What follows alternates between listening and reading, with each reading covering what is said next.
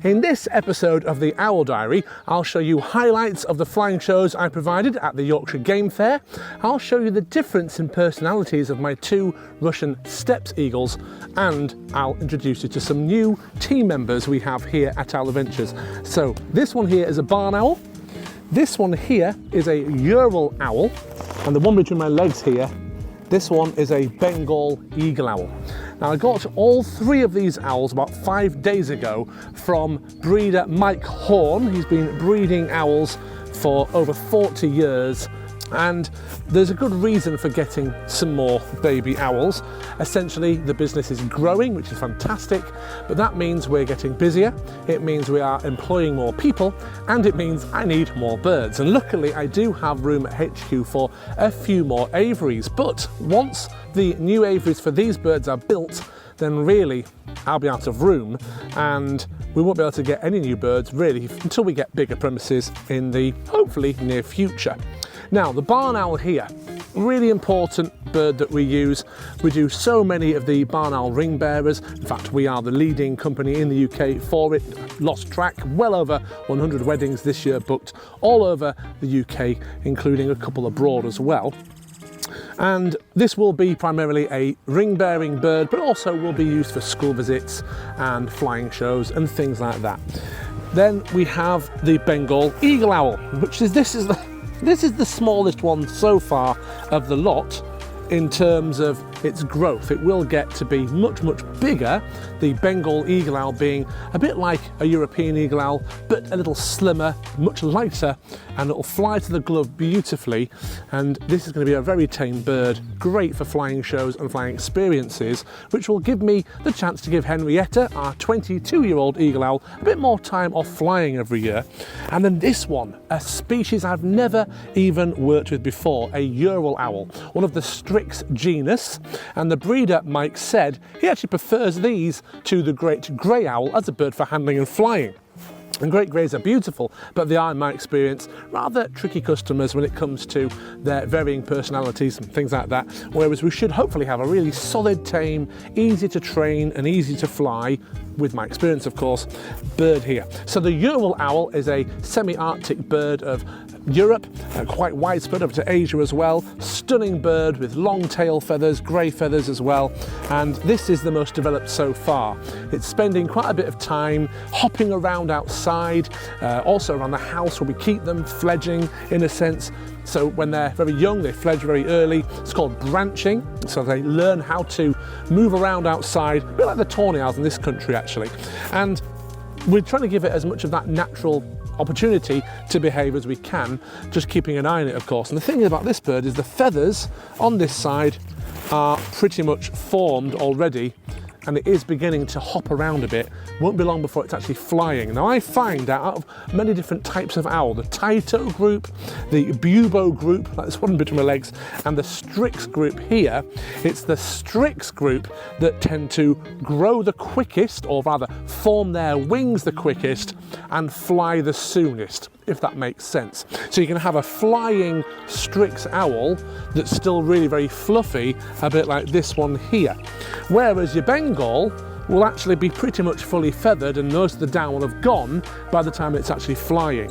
So if you're wondering what the ages of these owls are, the barn owl and the Ural owl are both about 4.5 weeks old, whereas this Bengal owl here is just coming up to 3 weeks old. Now at this young age I can keep them together under my supervision of course for moments in time. However, long term they will not be able to stay together. Even though they've been hand reared together in part, once they're fully grown they are capable of killing each other. Even if they're well fed and they're used to each other, you never know what could happen. So they will be housed separately, although we have ideas to house the barn owl with one of our other barn owls, as they are generally quite sociable and tend to get on quite well. So I'm at the Yorkshire Game and Country Fair here at Scampston Hall, a bit near Scarborough in North Yorkshire. It's one of 2 events we do here. The next one's at the end of September for the Steam Rally. It's a great location, all sorts of things on, heavy horse trials, you've got the ferret show beginning shortly, the classic cars are just leaving the arena. 2 arenas, Hawkeye Falconry, they're doing flying shows in the big arena, and we're doing some in the small arena with owls, and a hawk, a bit like Maverick here, who is currently at £1.10 in his weight. I'd like to bring his weight up a little bit because he keeps catching pigeon. Kind of normal for them to do that, but don't want him to do that in a show. So brought his weight up a little bit. He should still be just as keen, but not quite as aggressive. Anyway, here's a few highlights of the shows I've been providing here this weekend. Hello there, everyone. Hope you're having a great day today. My name is Ryan. I'm the head falconer of Owl Adventures, and today we're going to be flying a few different birds for you. And before I begin, I'd like to get a bit of a kind of rapport with the audience. So I'm going to ask a question. Big loud response, please. Are you ready to see an amazing flying show? That was not loud enough. Come on, there's at least, what, 100, 200 people here? I'm sure you can be much louder. I said, are you ready to see an amazing flying show? Great stuff. Yeah, you come to the wrong place, but I'll try my best. I'll see what I can do. I'm going to fly a couple of different owls and then something else as well. And I'm going to move over here because we'll get the first bird out. And she might fly to the perch or she might fly to me.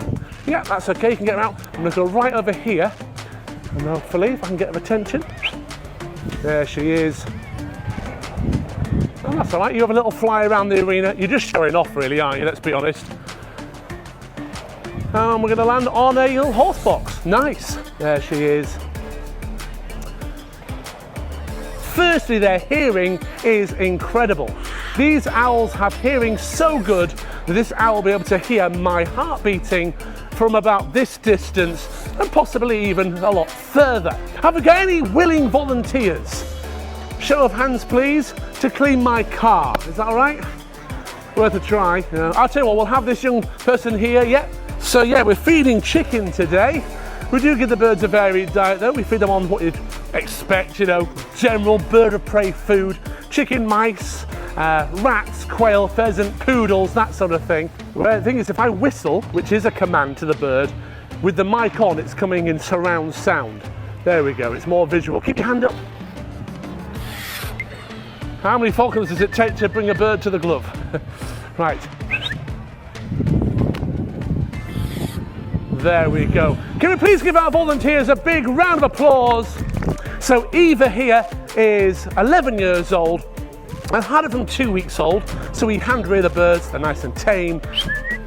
She is doing pretty well, to be fair, because it's quite possible, quite feasible to have a large owl like this in a show and it just do nothing at all. Okay, we're walking a bit more. Owls, in some respects, are the hardest to do with because they're not like a falcon that will fly really high and far and build up stamina, or a hawk that will fly up to the trees and back down, even though she will go in trees a little bit. So a perch like that's quite good because they have to jump up and down and it's good for their muscles and everything. Right then, she did pretty well. Can we give Eva a big round of applause, everybody? Thank you very much. Okay, and you can just let him go. We're going to see where he goes. I knew that'd happen. Lazily land on the perch there. Right then, so I'm going to go for a little walk now. I'm going to start by walking down here. And so today, as I say, there he is, £1.10. That's a pretty good weight for him for display work. Now we've created something for the hawk to fly through.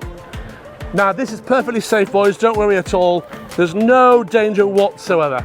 But don't let go or it'll land on your face. You don't want that. Right, are we ready? Right, don't let go. Okay, here he comes. There we go, round of applause for our brave volunteers. So if he does catch it in the air, we'll give him a big round of applause. Okay, we're gonna count to 3, ready? 1, 2, 3. He hasn't set off, no he has now. Here he comes. Will he catch the food? Yay! Round of applause for Maverick the Harris Hawk. To my right, your left, is Storm, and to my left, or your right, we have Athena, both steppe eagles, 3-year-old and 10-year-old. And they're very noisy because it's feeding time, and very shortly I've got some pheasants to feed them. But I want to just quickly describe, if I can, the difference in their personalities. And they are quite different. Storm here really likes to play with sticks, and we have all sorts of different sticks and twigs we're giving her. She's kind of making a nest in the corner of the aviary. She'll take things out your hand, and sometimes when you approach the aviary, or if she sees you, she'll pick up a stick or something and show you it, as if to say, come on, let's build something together or whatever. So she's got that slight creativeness to her. You might say that's nesting. She has laid eggs recently, so it could be related to that as well. Over here, the younger one, trying to bite my fingers off at the moment, this one's definitely more feisty, now quite vocal as well. When we first got Athena, a bit like when we first got Storm over a year ago, was very quiet and is now much more vocal now that she's settled in. And we do have to be a little bit careful with the nips and things. We've got to wear a bit of PPE, extra leather, because they've got a very sharp, powerful beak, of course. Now, when it comes to both of these eagles here, when we go into the aviary, it is possible just to pop on the equipment without them actually biting your hand off. They're actually quite tame in that respect. Sometimes they move around a little bit, but generally speaking, it's actually not too bad. And they're good handling birds, and we are hoping to get them both flying very soon, but they're currently in molt. But it is feeding time. I'm going to go get that pheasant. Okay, want to set go again?